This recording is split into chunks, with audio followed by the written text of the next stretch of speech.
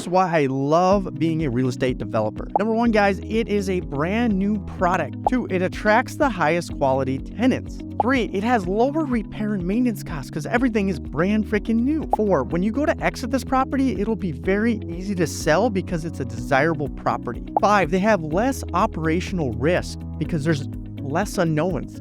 The buildings come with a 1-year warranty, so usually everything that maybe the hidden unknowns, it'll be covered by the contractor themselves. Most developers out there are very good at what they do. They're focused on either building the best product they can for a customer, or they just refinance and keep it for themselves. This is the reason why I love real estate development. I love owning new assets that are less problematic, that have a desirable exit strategy to them. So if you're interested in building your own real estate development, guys, DM me the word construction. I would love to team up with you into building a new asset that could help you for your retirement or even help to build and sell the thing.